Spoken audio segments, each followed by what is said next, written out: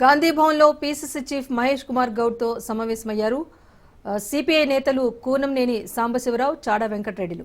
ఈ సందర్భంగా సిపిఐకి ఒక్క ఎమ్మెల్సీ స్థానాన్ని కేటాయించాలని సిపిఐ రాష్ట్ర కార్యదర్శి కూనంనేని సాంబశివరావు కోరారు.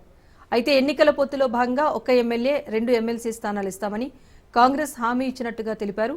గతంలో 2 గవర్నర్ కోట ఎమ్మెల్సీ స్థానాల్లో ఇవ్వలేకపోయారని గుర్తు చేశారు.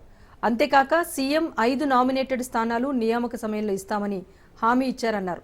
ఈ నేపథ్యంలో ఇచ్చిన హామీని నెరవేర్చాలని సిపిఐ నేతలు కోరారు.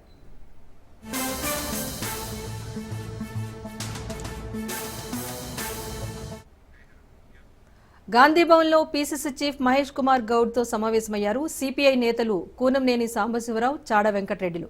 ఈ సందర్భంగా సిపిఐకి ఒక్క ఎమ్మెల్సీ స్థానాన్ని కేటాయించాలని సిపిఐ రాష్ట్ర కార్యదర్శి కూనంనేని సాంబశివరావు కోరారు. అయితే ఎన్నికల పొత్తులో భాగంగా ఒక్క ఎమ్మెల్యే, 2 ఎమ్మెల్సీ స్థానాలు ఇస్తామని కాంగ్రెస్ హామీ ఇచ్చిన విషయాన్ని గుర్తు చేశారు. గతంలో 2 గవర్నర్ కోట ఎమ్మెల్సీ స్థానాల్లో ఇవ్వలేకపోయారని గుర్తు చేశారు.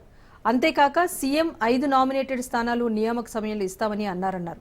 ఈ నేపథ్యంలో ఇచ్చిన హామీని నెరవేర్చాలని సిపిఐ నేతలు కోరారు.